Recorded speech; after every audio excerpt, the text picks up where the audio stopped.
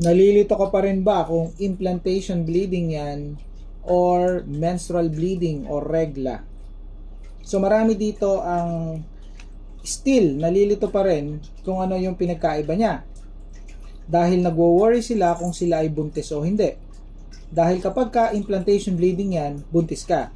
Kapag kaya ng menstrual bleeding o regla, hindi ka buntis. That's the basic.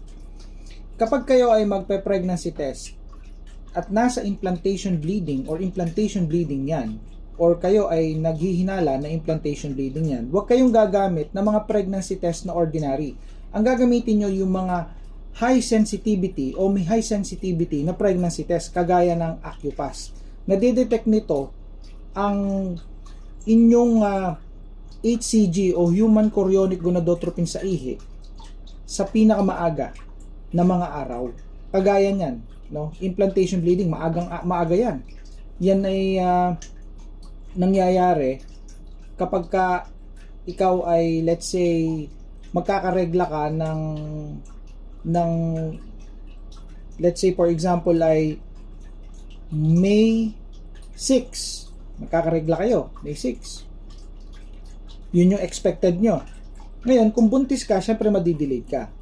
Ngayon kung ikaw ay nag-expect na madidelayed ka, kung buntis ka, madidelayed ka ng May 6, no? Ito, madedetect na nito kung buntis ka 5 days before ka ma-delayed or 4 days before ka ma-delayed. So, ibig sabihin, kung ikaw ay nag-i-implantation bleeding, dahil sa sobrang aga nito na makadetect, kayang-kaya nito. Napakadaling gamitin. Iihan mo lang yung dulo o isasawsaw mo kung yun ang trip mo. Kung paspasan, bilisan, ihan mo lang. Okay? Hanggang masuk yun. Meron namang instruction niya kung paano gawin. Kasama doon sa pagbili nyo. Okay?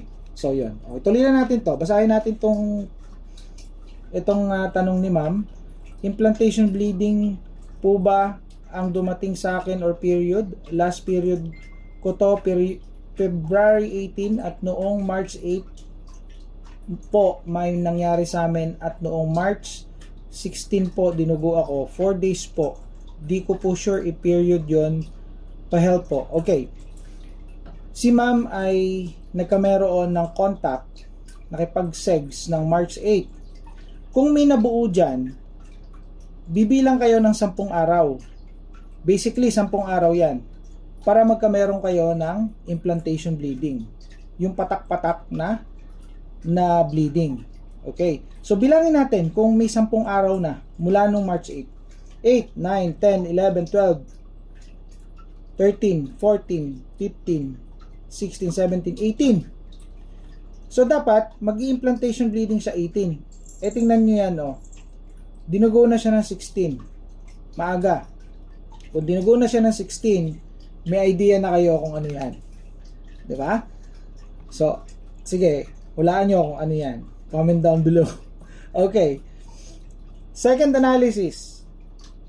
Sabi niya, 4 days po. Yan, 4 days siya dinugo. Dinugo ako 4 days. Dinugo ako 4 days po. Doon pa lang sa 4 days na yon, may idea na naman kayo kung ano yan. Okay? So, yan ay basically ay menstrual bleeding or regla. Bakit? Una, yung analysis natin kanina, basically, yung contact nyo, kung may nabuo doon, bibilang kayo ng 10 araw. At magpapatak-patak na yan, mag-i-implantation bleeding kayo. Wala pang 10 araw, nagregla na siya. O nag-bleeding na siya, 16. Okay? Pangalawang analysis, sabi niya, 4 days siya nag-bleed.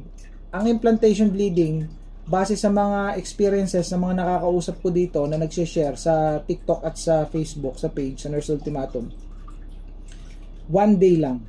Yun yung common. Pinakamatagal na yung 2 days. Hindi pa nga natatapos yung 2 days eh. Let's say for example, 48 hours plus 12 hours or for 48 hours plus 6 hours, ganun. Kasi inoorasan nila eh. Tinatimingan nila, tinitingnan nila, inaaral nila. So, dun sa dalawang analysis na yon, yung tanong ni ma'am na yan ay period yan o regla yan. Kaya sabi ko dito, period yon since ito ay 4 days. At yung isa pang analysis ay 10 days ang implantation bleeding mula noong kayo ay nag-segs or nag-contact ng partner nyo. Okay?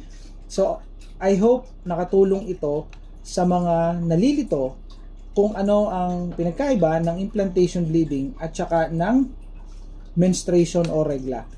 Huwag kalilimutan na mag-test. Kung kayo ay nalilito pa rin, i-test nyo na para malaman nyo kung implantation bleeding yan o kaya ay regla. So kapag nag-positive kayo, dito, implantation bleeding yan. Buntis kayo. Congratulations. This is Nurse Ultimatum again. See you in my next vlog. Bye for now.